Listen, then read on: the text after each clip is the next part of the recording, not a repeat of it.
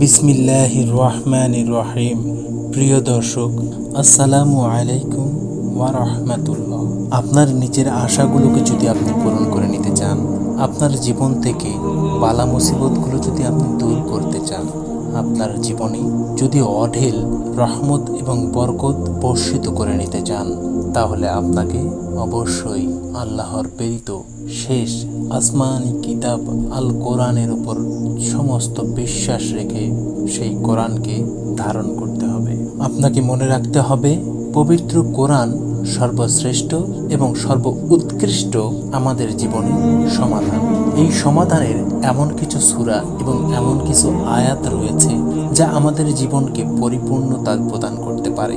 তাই আজকে আমি আপনাদের সামনে পবিত্র আল কোরআনের এমন কিছু আয়াত নিয়ে হাজির হয়েছি যে আয়াতটা আপনার জীবনের সমস্ত বিগড়ে যাওয়া কাজকে ঠিক করে দিতে পারে, আপনার দোয়াগুলোকে কবুল করে নিতে পারে, আপনার সুপ্ত যে আশাগুলো কোনোভাবেই পূরণ হচ্ছিল না সেই আশাগুলোকে পূরণ করে দিতে পারে।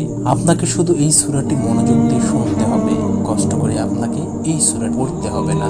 আপনার মনে রাখতে হবে, আপনার জীবনের যে বাধা বিপত্তিগুলো আছে সেগুলো দূর করার জন্য আপনি এই সূরাটি শোনা শুরু করেছেন। এই সূরাটি যদি অর্ধেক শোনেন বা না শুনেই চলে যান, তাহলে আপনার যে আশাগুলো পূরণ হতে যাচ্ছিল, জীবনের যে বাধা বিপত্তিগুলো মুক্ত হতে যাচ্ছিল, তা হয়তো আবার মাঝপথে বিগড়ে যাবে। আপনাকে এই সূরাটি পরিপূর্ণ প্রথম থেকে শেষ পর্যন্ত শুনতে হবে, তবেই না আপনার জীবনে বরকত বর্ষিত হবে।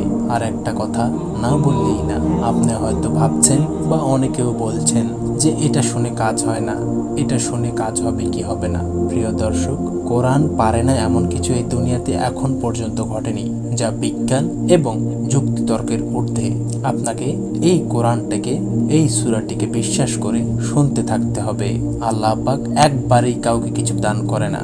হৃদয়ে বিশ্বাস এবং তাওয়াক্কুল রেখে এই সূরাটি পরিপূর্ণ শুনতে থাকুন। ইনশাআল্লাহ আপনার সমস্ত আশাগুলো পূরণ হয়ে যাবে। আপনি যদি সূরাটি শোনা শুরু করেন, অবশ্যই শেষ পর্যন্ত শুনবেন, কারণ প্রতিটি কাজেরই ফলাফল তার শেষের উপর নির্ভর করে। আল্লাহর কাছে দোয়া করছি, হে আল্লাহ, যারা এই সূরাটি শুনছে আপনি তাদের সকল দোয়া, সকল নেক হাজতগুলো পূরণ করে দিন, জীবন থেকে সকল বাধা বিপত্তিগুলোকে দূর করে দিন।